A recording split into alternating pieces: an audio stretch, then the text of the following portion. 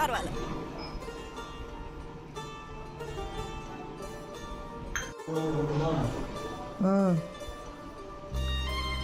போதும்.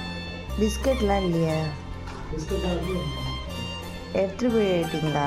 எடுத்துகிட்டு போயிடுச்சு ஒரு வேலை காலையில்.